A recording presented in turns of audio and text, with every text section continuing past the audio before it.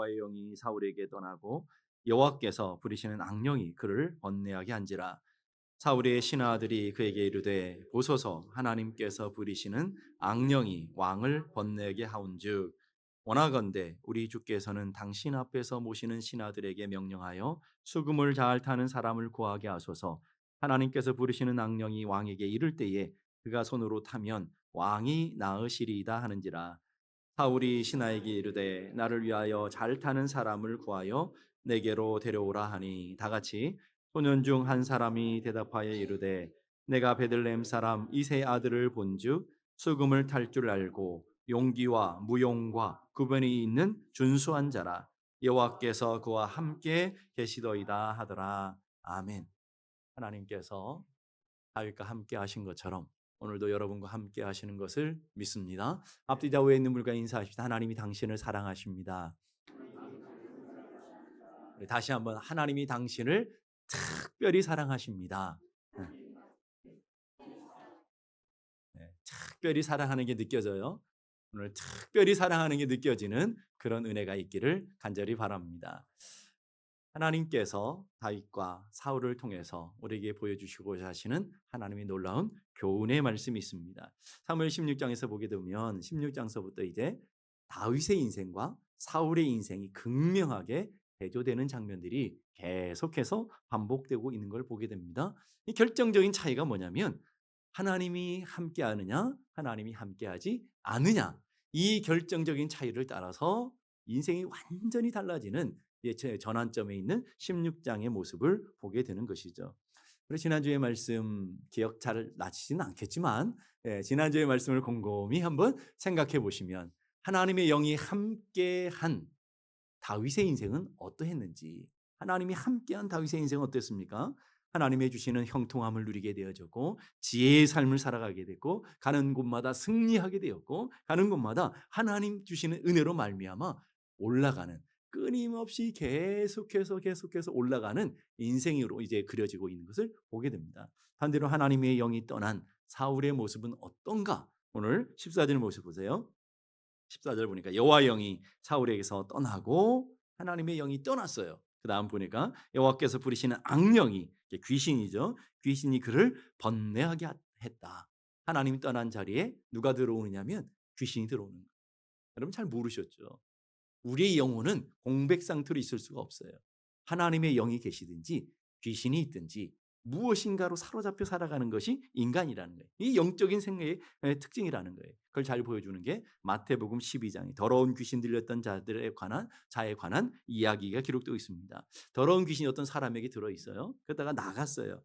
나가서 혹시 쉴 만한 곳이 없나, 물이 없는 쉴 만한 곳을 찾고 다니는 이 귀신의 모습을 보여요. 귀신이 좋아하는 곳이 뭐냐면 물이 없는 곳이라는 거예요. 물이라는 건 성경에서 은혜, 성령, 말씀을 뜻하는 거잖아요. 그러니까 귀신이 좋아하는 곳과 귀신이 싫어하는 곳이 있어요. 오늘 예배 가운데 나왔지만 이곳에 여러분의 마음 가운데 이 물이 있으면 귀신이 싫어하고요. 물이 없으면 이 집은 내가 들어가 살 집이구나 하고는 좋아하게 되는. 그 귀신이 좋아하고 귀신이 싫어하는 집이 어떠냐? 물, 하나님의 말씀이 있는 곳, 하나님의 은혜가 있는 곳, 성령으로 충만한 곳을 귀신은 싫어해요.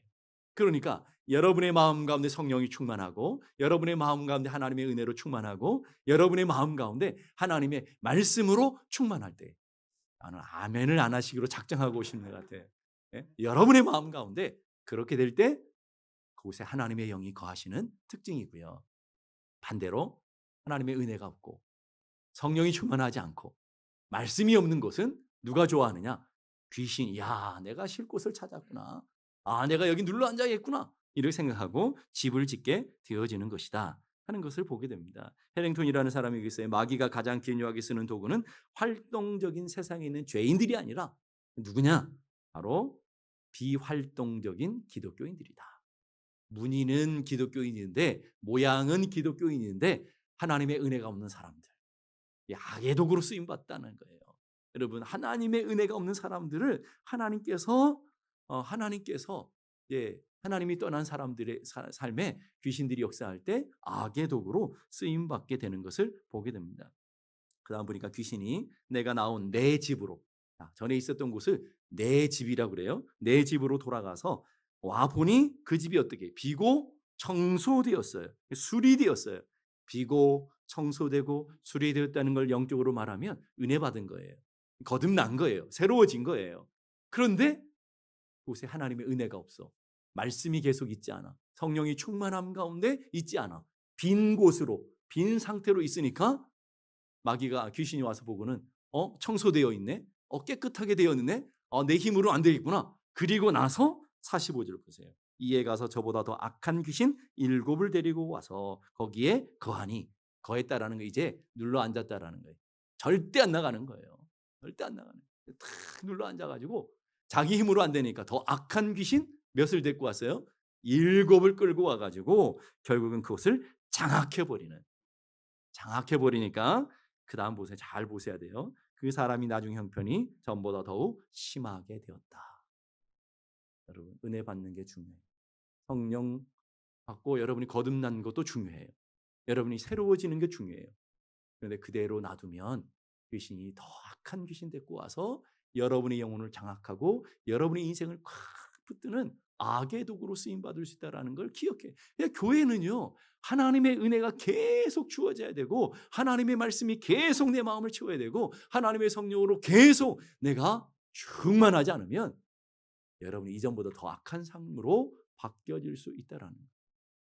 여러분 그런 사람들이 얼마나 많아요. 교회 안에 장로되고 목사되고 원사되고 하나님의 은혜를 받은 줄 알았는데 악한 영들이 들어가서 교회를 어렵게 하고 또 성도들을 힘들게 하는 그런 사람들이 얼마나 많습니까? 여러분. 대표적인 게 바리새인들 아닙니까?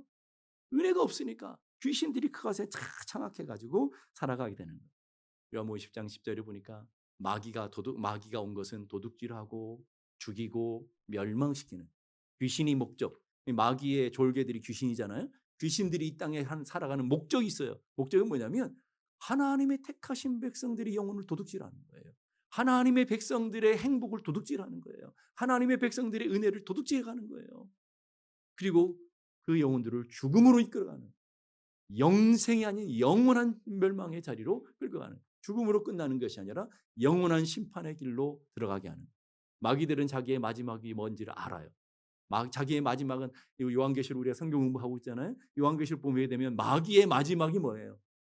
무저갱에 들어가는 영원한 심판 가운데 들어갈 거 알아요.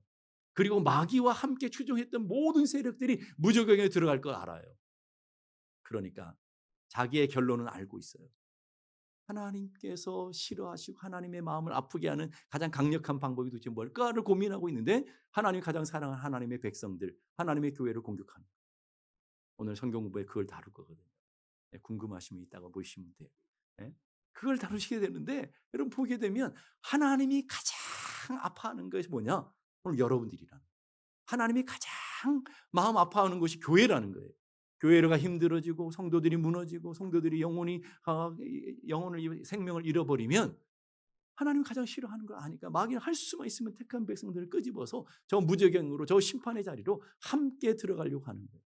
그래서 오늘도 택하신 백성 호시탐탐 노리며 이 예배 자리에 귀신들이 득실득실 거려가지고 어디 가서 내가 쉴까? 어디 가서 장악할까? 그러고 있는 것을 아셔야 돼요. 내가 세례받았다고 안전한 게 아니고 내가 집사받고 내가 권사 되어지고 내가 장로 되어지고 내가 목사 되어졌다고 안전한 것이 아니라는 거예요. 여러분. 날마다 하나님 말씀으로 무장되고 날마다 하나님의 은혜로 채워지고 성령으로 채워지지 않으면 여러분이 마귀의 밥이 되어집니다. 내 집이구나 생각하고는 그걸 노리고 있는 것을 아셔야 된다는 거예요. 그래서 물귀신 작전이라는 말 들어보셨죠? 여러분 귀신 들린 사람들 할 수만 있으면 들러붙어 가지고 안 떠나는 거예요. 여러분 저기 매스컴 같은 데 보게 되면 그런 사람 종종 있잖아요. 신내림을 받는 사람들. 신내림 받는 사람들 귀신들이 얼마나 괴롭히는지 아프고 고통스럽고 하는 일마다 다 내가 결국 뭐 하냐면 신내림 받았다 그래요. 결국은 신내림 받아야 해결됐다고 생각하는데 해결이 아니라고요. 그 영혼은 이미 파멸에 이르렀기 때문에 그 신내림과 함께 다 모든 사람들 끌고 뭐예요? 주변의 모든 사람들 끌고 멸망으로 가는 거예요. 자기만 멸망가는 게 아니라 다 끌고 가는 거예요. 여러분 신내림 받은 사람 주변을 보세요. 다 비참해요. 다 자녀들도 힘들고 고통스러운 인생을 살아가게 되는 것이죠. 예수님이 오신 목적은 우리 영혼을 생명을 주고 풍성한 삶으로 인도하지만 마귀는 그렇지 않다는 거예요. 그러니까 하나님의 영이 떠난 사람에게는 생명이 주어져요. 아니, 하나님의 영이 함께 하시는 사람에게 생명이 주어져요. 하나님의 영이 함께한 사람은 풍성해져요. 하나님의 영이 함께한 사람들에게는 다윗과 같은 인생이 되어져요. 그러면 반대로 하나님이 떠난 인생은 사울과 같은 인생이 되어질 것인데, 잘 보세요. 첫 번째로 보니까 하나님의 영이 떠나니까 사울에게 바로 반응되는 게 14절이에요. 그를 번뇌하게 하였다. 그를 누가 번뇌하게? 악한 영이 들어가서 결국은 번뇌하겠다. 번뇌했다는 말은 두렵다, 무섭다, 평안이 없다라는 말이에요. 중요한 얘기를 하고 있습니다. 하나님이 떠난 사람에게 첫 번째 특징은 평안을 이루고, 돈이 없는 게 아니에요, 여러분. 이게 사울이 왕이 아닌 게 아니죠. 여전히 왕이에요. 여전히 권세가 있어요. 여전히 전쟁에 가도 승리도 해요. 여전히 부유해요. 부족함이 없는 것 같아요. 근데 그런데 하나님의 영이 떠나니까 평안을 잃어. 여러분 여기 가운데도 여러분 겉으로 보기에는 평안한 것 같은데, 겉으로 보기에는 괜찮아 보이는데 늘 불안하고 늘 염려 가운데, 늘 걱정 가운데 살아가는 사람이 얼마나 많습니까? 요즘 현대인들의 병들이 가운데 있는 공허함들이 얼마나 많습니까? 왜 그렇다고요? 하나님의 영이 떠난 사람에게는 평강이 주어지지 않는다. 디모데후서 1장 7절 보십시다. 하나님이 우리에게 주신 것은 두려워하는 마음이 아니다. 하나님 우리에게 주시는 것은 염려하는 마음이 아니다. 하나님 우리에게 주시는 것은 낙심하는 마음이 아니다. 그건 하나님께로부터 오는 게 아니라 귀신에게서, 악한 사탄에서부터 오는 것을, 어둠에서부터 오는 것을 보게 돼요. 그러면 하나님이 있는 곳이 어떠냐? 하나님이 계시는 곳에는 능력이 있고 사랑이 있고 절제하는 것이 있어요. 여러분, 능력에 반대 무능력한 거잖아요. 무기력한 거잖아요. 예수 믿는 사람이 무기력해서는 안 돼요, 여러분. 예수 믿는 사람들은 내게 능력 주시는 자 안에서 내가 모든 것을 할 수 있습니다. 담대하게 나가는 거예요. 내 인생에 문제가 있어요. 질병이 있어요. 그거에 주저앉아 있는 것이 아니라 하나님 주신 능력으로 말미암아 일어나 담대하게 할 수 있는 능력이 주어지는 거예요. 하나님의 사람들에게는요, 미움이 있는 게 아니라고요. 미움, 악한 사탄을 하나님의 영이 들어가면 사랑의 마음, 자비의, 긍휼의 마음, 불쌍히 여기는 마음이 생겨요. 여러분이 남편을 볼 때 불쌍히 여기는 마음이 있으면 여러분 성령의 사람 맞아요. 그 보면 저 왼수, 평생 왼수 이러고 있다면 여러분 한번 돌이켜 보셔야 돼요. 미움은 하나님께로부터 오는 게 아니라니까요. 세 번째, 절제하는 것. 다 절제가 돼요. 오늘 이 세상은 방탕하잖아요. 무절제하잖아요. 그런데 하나님의 영이 들어가면, 성령의 열매가 있으면 절제가 되어지는 거예요. 방탕함이 조절이 되어지는 거예요. 로마서 14장 17절 보십시다. 하나님 나라는 먹는 것과 마시는 것이 아니라, 하나님 나라는 하나님이 다스리는 걸 하나님 나라라고 해요. 하나님이 함께 계시는 걸 하나님 나라라고 그래요. 하나님 나라의 특징을 세 단어로 이해해요. 뭐죠? 의와 평강과, 글씨를 잘 못 읽으시나요? 예? 뭐라고요? 의와 평강과 희락. 친절하게 딱 앞에다 보여주는데, 의와 평강과 희락. 의라는 것은 관계가 좋아진다는 거예요. 성령님이 계시면 깨어졌던 관계들이 회복이 되어져요. 무너졌던 것이 회복이 돼요. 부부 갈등이 회복이 돼요. 자녀와 부모가 회복이 돼요. 여러분 한 사람에게 성령이 충만하면 깨어진 관계들이 회복되어야 된다 이 말이에요. 네, 오늘 여러분 교회를 열심히 다니고 기도도 열심히 하는데 내가 가는 곳마다 다 분열이 일어나고 내가 가는 곳마다 다 문제가 생기고, 여러분 심각하게 고민해 봐야 돼요. 여러분 안에 성령이 없어요. 성령이 계시는 곳에는 화해가 일어나요. 원수들이 화해가 되어지고 화평이 이루어져야 된다는, 그게 의로움이라는 거예요. 그리고 나서 두 번째 단어가 뭐예요? 두 번째 단어가 뭐예요? 평강이 주어져요. 평안이 주어져요. 평안. 하나님이 함께한 사람들에게는 문제가 없는 게 아니에요. 여전히 문제가 있어요. 고난이 있을 수 있어요. 아픔이 있을 수 있어요. 그런데 놀라운 특징이 있어요. 그 폭풍 가운데서도 평안해, 평안해, 평화로다. 하늘 위에서 내리시. 찬송을 잘 안 하시나 봐요. 평화로다. 하늘 위에서 내려오네. 내게 강 같은 평화. 어떻게 해요? 없네가 아니고 넘치네잖아요. 내게 강 같은 평화가 넘쳐나는 거예요. 어디서 알 수 못하는 평안이 내 마음을 꽉 붙들어서, 내일 죽을 것 같은 인생의 문제가 있고 아픔이 있음에도 불구하고 두렵지가 않아요. 그럴 줄로 믿습니다. 평안이 주어져요. 하나님이 다 평안해. 어떤 분 그러시더라고요. 목사님, 제가 죽을 것 같았는데 목사님 기도받고 났더니 마음이 평안해졌습니다.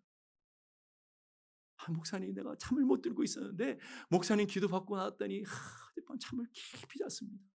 평안이 주어지니까 잠도 오는 거 아닙니까? 평안이 나를 붙들고 있으니까 하나님이 나와 함께 하시니까 평강이 주어지더라는 거예요. 세 번째는 뭐예요? 기쁨이 주어져요. 기쁨이. 여러분 얼굴 보니까 싸우고 오신 분들 없으시죠? 예수 믿는 사람에겐 기쁨이 있어요. 얼굴에 기쁨이 있어요. 삶에 기쁨이 있고. 그래서 여러분 예수를 잘 믿는 사람이 특징이 있어요. 가까이 가면 막 기쁨이 충만해요. 그래서 사람들이 물어보는 거예요. 아니 저 사람 무슨 일이 있어서 무슨 좋은 일이 있을까? 뭐 행복한 일이 있을까? 늘 기뻐, 늘 행복해. 여러분 그러시죠? 그럼 여러분 안에 성령이 충만합니다. 근데 보니까 뭐 교회는 열심히 다니고 하는 것 같은데 맨날 죽을상이고, 아니 저 사람 무슨 근심이 저렇게 많아? 무슨 큰 일이 있나? 여러분 그렇게 다니시면 안 된다. 성령이 계시는 곳에는 관계가 회복돼서 기쁨이 충만해지고 평안이 주어지는 삶을 살아가게 되어지더라는 거예요. 사울에게 하나님의 영이 떠나니까 제일 먼저 나타나는 게 평강을 잃어버려요. 평강이 사라져요. 두려움이 생겨요. 염려가 생겨요. 뭔가 악한 것들이 꽉 장악하기 시작하게 되네요. 어둠의 질투에 사로잡히고 또 결국은 사울의 인생 전체가 갖고 있는 그 모든 에너지를 가지고 사람 죽이는 데 써요. 아까 마귀는 죽음의 영이잖아요. 죽임의 영이라고 했잖아요. 멸망시키는데 다윗 잡아 죽이려고 사울의 칼에 수많은 사람이 죽게 되는 죽음의 영이 들어가니까 죽음의 일들이 벌어지게 되는 거예요. 한번 잘 보세요, 여러분. 여러분이 가는 곳에 사람이 살아나고 있으면 여러분 성령의 사람 맞아. 여러분 가는 곳에 가면 사람들이 막 비난하고 불평하고 원망하고 사람 죽이는 일을 하고 있다면, 나는 칼로 사람을 죽이진 않지만 사람 죽이는 일을 하고 있다면 여러분 안에 성령이 있는 게 아니라 악한 영이 있는 거예요. 예수 믿는 사람이 입을 잘 봐야 돼요. 예수 믿는 사람들의 입에서 기쁨이 나오고 감사가 나오고 평강이 나오고 은혜가 쏟아지고 있다면 성령 충만한 거 맞아요. 여러분의 인상처럼 말만 열면 독설이 나오고 말만 열면 이게 사람 죽이고 상처 주는 일을 하고, 그러면 그 안에는 성령 있는 사람 아니에요. 교회는 열심히 다니는 사람일지 모르지만 성령 있는 사람이 아니다. 성령의 사람들에게는 생명 살리는 일이 벌어지게 되더라는 거예요. 창조전의 모습 보니까 하나님이 천지를 창조하기 전의 모습을 창세기 이렇게 말해요. 땅이 혼돈하고 공허하며 흑암이 있었다. 세 단어예요. 혼돈, 공허, 흑암. 그런데 하나님 없는 백성들, 하나님 없는 가정, 하나님 없는 민족들로 똑같은 특징으로 하나님이 설명하고 있어요. 자, 예레미야 보실까요? 예레미야 4장 22절 보니까 내 백성은 나를 알지 못하는 우둔한 자고, 이스라엘 백성인데 하나님을 몰라요. 그 다음 보니까 지각이 없는 미련한 자식들이니 악을 행하기는 똑똑해요. 근데 선을 행하는 데는 무지하더라는 거예요. 그러니까 그 땅을 보니까 세 단어를 설명하고 있죠. 혼돈, 공허, 빛이 없다. 흑암이더라. 오늘 여러분의 가정과 여러분의 내면을 보세요. 혼돈, 무질서예요. 다 복잡해요. 생각도 복잡하고 염려도 많고 근심도 많고 막 복잡해서 질서가 없어요. 여러분의 가정을 보세요. 남편인지 아내인지 막 서로 달려서 싸우고, 서로 자녀들이 부모를 향해서 대항하고, 무질서한 거, 그게 혼돈이에요, 여러분. 가정이 질서가 있어야 되고, 여러분의 인생에 질서가 있어야 되고, 여러분의 마음에 하나님의 창조의 원리라 질서가 있어지는 거예요. 하나님은 창조의 원리는 첫 번째로 그 무질서한 걸 질서를 만들어 가시는 거예요. 첫째 날, 둘째 날, 셋째 날 하나님이 질서를 만들어 가시는 거예요. 두 번째는 공허함이에요. 예수 믿는데 공허해. 이건 문제가 심각한 거예요. 예수 믿는데 꽉 만족해야 되잖아요. 예수 믿는다고 교회를 다니면서도 막 유명 브랜드 여러분 핸드백 들고 다니고 좋은 차 타고 좋은 집 살고 그러는데 마음이 늘 허전해. 다른 사람 거 보니까 더 갖고 싶어. 막 마음이 불안해요. 허전해요. 그게 공허함이라는, 하나님이 아니면 채울 수 없는 공허함이 있는 거예요. 그게 하나님 없는 사람의 특징이라니까. 뭐 세상에 그 별거 사람들 좋아한다는 거 다 좋아하는 거 쫓아가보고, 놀러 가고 다 놀러 가보고, 먹을 거 다 먹어보고, 가질 거 다 가져봐요. 마음의 공허함이 채워지는지 안 채워진다니까요. 목이 마른 사람에게는 생수를 마셔야 돼요. 목이 마른 사람에게 계속 소금물을 먹으면 죽어요. 죽는다고요. 그런데 오늘 많은 사람, 세상에 있는 사람들이 그렇게 살고 있다니까. 영혼의 갈급함이 있어요. 영혼의 공허함이 있는데 자꾸 세상의 것으로 만족하고 세상의 것을 채우려고 하니까 더 갈급하고 더 죽어가는 거예요. 더 말라가는 거예요. 하나님은 이 공허한 가운데 채우셨어요. 빛이 있으라 빛을 채우시고, 공창을 만드시고, 땅에 채우시고, 바다를 채우시고, 하늘을 채우셔서 다 질서 있게 하시는 거예요. 세 번째로 하나님 없는 삶의 특징은 흑암이에요. 깜깜해요. 자식을 봐도 깜깜해. 남편을 봐도 깜깜해. 미래를 봐도 깜깜해. 사업을 봐도 깜깜해. 내 마음을 봐도 깜깜해. 소망이 없어. 여러분, 그게 하나님 없는 특징이라는 거예요. 하나님이 있으면 자녀를 보면서 자녀에 대한 소망을 갖게 돼요. 배우자를 보면서 배우자를 위한 소망을 갖게 돼요. 저는 여러분을 보면서 여러분에 대한 소망이 얼마나 큰지 아세요? 말 안 해서 그렇지 얼마나 기도할 때마다 얼마나 감사한지 몰라요. 예. 하나님 주시는 소망이 있으면 밝은 빛이 들어오게 돼요. 소망이 생겨지는 거예요. 여러분 자녀를 보면 소망이 생겨야 되고, 여러분 배우자를 보면 소망이 생겨야 되고, 여러분의 일터를 보면 소망이 돼요. 여러분의 기업을 보면 소망이 되어지고. 나만 소망을 품는 것 같아. 여러분의 가정을 보고 여러분의 기업을 보면서 하나님 잘 될 줄로 믿습니다. 저만 막 소망을 품는 것 같아. 자기들은 우울하고 자기들은 낭만하고 자기들은 자기 자녀들 보면서도 소망 하나도 없고. 그럼 되겠냐 이 말이에요. 저는 여러분 자녀들을 위해서 기도하고 있습니다. 잘 될 줄로 믿습니다. 지금은 초라해 보여도 하나님이 역사하실 때 그 자녀들을 통해서 얼마나 위대한 일을 하실지 저는 기대가 돼요. 우리 자녀들, 우리 유스에 있는 자녀들 보면서 하나님 무슨 일을 하실까 기대가 되지 않습니까?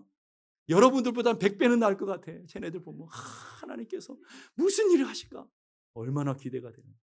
여러분, 기대를 갖고 소망을 갖는 게 하나님 주신 은혜라는 거예요. 하나님이 없는 인생을요 이렇게 얘기해요. 로마서 1장 28절 보니까 또한 그들이 마음에 하나님 두기를 싫어했어. 하나님을 밀어냈다는 말이에요. 하나님 안 계신 것이 아니라 하나님 계시는데 내 삶 가운데 오지 마시고 난 내 마음대로 내가 주인 되어서 내 생각대로 살고 싶어하는 그 사람에게 하나님이 여러분을 꽉 붙들고 있잖아요. 지금 하나님 여러분의 은혜로 지금까지 꽉 붙들고 있는 거 아십니까? 여러분이 그냥 한 주간 잘 살고 오신 게 아니라 하나님 은혜로 꽉 붙들고 있기 때문에, 여러분의 가정과 여러분의 기업을 꽉 붙들고 있기 때문에 살아서 오신 거예요. 근데 나 하나님 싫어요. 나 혼자 살고 싶거든요. 그래서 하나님을 밀어낼 때 그래? 하고 하나님께 그래 네 마음대로 살아봐 하고 놔버렸어요. 자, 그랬더니 지금 28장이에요. 1장 28절 다음에 보니까 뭐라고 하냐, 이제 29절 그 다음에가 29절이잖아요. 28절 다음에 29절이잖아요. 하나님 두기를 싫어해서 하나님이 붙잡았던 은혜의 손을, 하나님 붙잡았던 하나님의 주권의 손을 딱 놔버렸어요. 그럼 어떤 일이 벌어지는지 29절에서 31절 나와요. 자, 보니까 불의, 추악, 탐욕, 악의, 시기, 살인, 분쟁, 사기, 악도, 수근수근거리고 비방, 그리고 미움, 악을 도모하고 부모를 거역하고 우매하고 배약하고 무정하고 무자비하고. 어디서 많이 본 것 같아요. 여러분의 마음속에 득실득실한 게 이거 아닙니까? 예? 아니죠. 야, 그렇게 나와야 되는 거죠. 야, 아멘 하시면 안 돼요, 이게. 아니요, 그래야죠. 야, 보세요. 하나님이 떠났더니, 하나님 한 분이 떠났더니 인생 가운데 불의가 맺어지고 추악이 탐욕, 악이 여러분의 가정 가운데 막 이런 살인, 시기, 분쟁, 살인이 미움이 또 살인이라고 그러잖아요. 그런 분쟁들 수근수근거리고 비방하고 사람 만나기만 하면 누구 비아냥거리고 다른 사람들 수근수근거리고. 이게 하나님 없는 사람의 특징이라니까. 하나님 한 분 떠났더니 나타나는 열매들이라는 거예요. 인생의 열매들.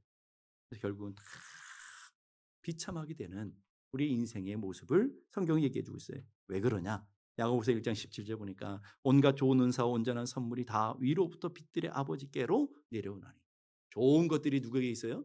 하나님으로부터 오는데 하나님이 딱 끊어지니까 모든 좋은 온 것들이 끊어져 버리는. 그만큼 하나님과 함께 한다는 게 중요한데, 요한복음 보세요. 요한복음 15장 5절 다 같이 한번 읽어봅시다. 시작. 나는 포도나무요 너희는 가지라. 그가 내 안에 내가 그 안에 거하면 사람이 열매를 많이 맺나니 나를 떠나서는 너희가 아무것도 할 수 없음이니라. 여러분, 열매 맺는 인생 되기 원하십니까? 아멘 하신 분들만 열매를 풍성한 삶을 살기 원하십니까? 행복한 삶을 살기 원하십니까? 어떻게 된다고요? 너희가 내 안에, 내가 너희 안에 거할 때. 자, 그 다음에 보니까 아주 중요한 얘기가 있어요. 나를 떠나서는 너희가 아무것도 할 수 없다. 자, 우리 두 분씩 짝지어서 한번 인사. 나를 떠나서는 너희가 아무것도 할 수 없다. 네, 남편 떠나서는 아내 떠나서 아무것도 할 수 없다는 말이 아니라 그 나는 하나님을 얘기하는 거예요. 하나님을 떠나서는 우리가 아무것도 안 된다는 거예요. 되는 것 같은데 안 된다는 거예요. 여러분, 하나님 떠난 사울의 인생 아까 말했잖아요. 왕이 여전히 왕이었고요. 여전히 권세가 있었고요. 여전히 부유했고요. 여전히 전쟁에 가서 승리도 했어요. 똑같은 것 같아요. 그런데 보니까 그때는 다 푸르르고 그 뭐 인생이 변함이 없는 것 같잖아요. 여러분 16장서부터 성경을 읽어보셔서 아시잖아요. 사울의 인생이 어때요? 점점 추락해 가지고 죽음을 향해서 점점점 내려가는 인생입니다. 점점 멸망으로 가는 인생이잖아요. 겉으로는 푸르고 겉으로는 대단한 것 같고 아무런 변화 없는 것 같은데 하나님 떠나고 나니까 서서히 자기도 모르는 사이에 점점 멸망의 길로 가고 있더라는 거예요. 그게 인생이라는 거예요. 나무에서 나무가 뿌리가 뽑혀 있으면 금방 죽는 게 아니에요. 며칠은 살아있는 것처럼 보여요. 들에 꽃이 피어가지고 꽃이 예뻐가지고 딱 잘라가지고 여러분 물가에 꽂아 놓으면 그래서 며칠은 화려한 꽃을 피워요. 근데 우리는 그걸 살아있다고 하지 않고 죽은 거예요. 우리 인생도 마찬가지. 하나님 떠나면 금방 망하는 게 아니고 금방 내 인생이 어떻게 되는 게 아니라 오늘 사울처럼 여전히 똑같은 인생일 수 있어요. 그런데 점점 나도 모르는 사이에 멸망을 향해 죽음을 향해 내려가는 인생일 수 있다라는 거예요. 사무엘서 3장 1절은 이렇게 결론적으로 얘기하고 있습니다. 사무엘하 3장 1절 다 같이 한번 읽어보십시다. 시작. 사울의 집과 다윗의 집 사이에 전쟁이 오래매 다윗은 점점 강하여 가고 사울의 집은 점점 약하여 가니라. 선명하게 얘기했어요. 점점 약해져 가고 점점 강해져 가고 어느 날 하루아침에 일어나는 일이 아니라 시간씩 조금씩 나도 모르는 사이에 점점 약해가고 점점 멸망으로 가고 점점 무너지고 있는 거예요. 근데 자기만 몰라요. 다윗의 인생은 점점 나아져 점점 강해져 가고 있어요. 하나님이 점점 복을 주고 있어요. 그게 인생이라는 거예요. 차이는 뭐라고요? 하나님이 함께하느냐 하나님이 함께하지 않느냐. 오늘 여러분의 인생도 마찬가지예요.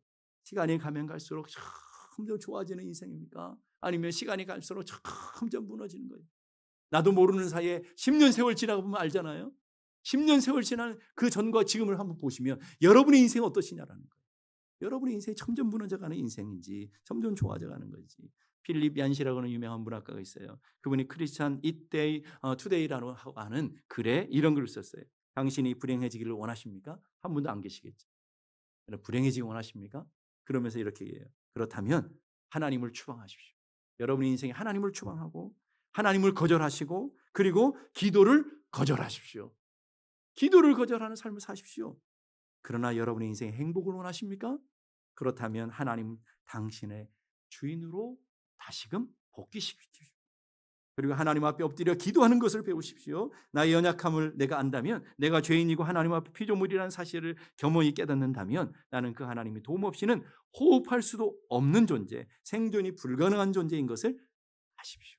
따라서 그 하나님을 아빠라 부르며 그 하나님의 도우심을 입고 살아야 합니다. 행복의 조건, 불행의 조건이 뭐라고요? 하나님을 내 인생에 모시고 살아야지. 그렇지 않고 살아야. 그랬더니 어떤 분이 물으시더라고요. 목사님, 알긴 알겠는데 그 하나님을 내가 어떻게 모시고 살아가는 것이 하나님과 함께하는 인생이 도대체 무엇입니까? 너무나 간단해요. 말씀이 곧 하나님이시라. 하나님의 말씀을 내 마음에 두고 말씀을 따라 살아가는 인생, 하나님의 은혜 가운데 있는 인생, 그 인생이 곧 하나님과 함께하는 인생이에요. 여러분 인생이 잘 안 되잖아요. 그러니까 여러분들이 친절하게 하나님의 말씀 있는 예배가 있는 곳으로 나와야 되고 말씀 있는 곳으로 나와야 되고 기도가 있는 곳으로 나아가는 것, 그 마음의 결단과 그 자세가 여러분 인생의 가장 중요한 결단이라는 거예요. 돈 못 벌어도 말씀 앞에 서야 되고 밥 못 먹어도 말씀을 먹어야 되고요. 여러분 인생에 그걸 걸어야 되는 거예요. 여러분 인생의 선택이 아니라 필수가 돼야 되는 거예요. 그래서 가장 좋은 길은 예배 가운데 나오는 것이고 말씀 있는 곳으로 나오는 것이고 그래서 여러분이 친절하게 성경 공부도 여러 낮에도 시켜드리고 저녁에 주일날도 시켜드리고 다 시켜드리는 거예요. 성경 공부가 있는 곳으로 나와 말씀 있는 곳으로 기도가 있는 곳으로 새벽 기도로 여러분 나오셔야 되는 거예요. 여러분 진짜 행복하게 원하십니까? 다시 대답을 잘 하셔야 돼요. 행복하게 원하십니까? 하나님을 회복하셔야 돼요. 정말 하나님이 회복되기 원하십니까? 뭘 회복돼야 된다고요? 예배가 회복돼야 돼요. 기도가 회복돼야 되고 말씀이 회복. 그것을 회복해야 내가 하나님의 은혜 가운데 나가는 거예요. 인생은 딱 두 개의 길밖에 없어요. 가지가 나무에 붙어 있어서 나무가 주신 생명력과 영양분을 먹고 자라고 열매를 맺고 풍성해지는 삶을 살아갈 것인지, 아니면 가지가 나무에서 잘라진 것처럼 자신의 힘으로 살아가다가 결국은 메마르고 불에 던져지는 인생이 되어질 것인지, 여러분의 선택, 여러분의 인생이 어떤 삶을 살기 원한다. 따라서 하나님을 붙들고 살아갈 것인지 그렇지 않고 살아갈 건지를 여러분이 선택하시고, 오늘도 하나님이 주신 은혜와 충만한 것들이 여러분의 삶에 넘쳐나는 은혜가 있기를 주님의 이름으로 축복합니다. 기도하겠습니다.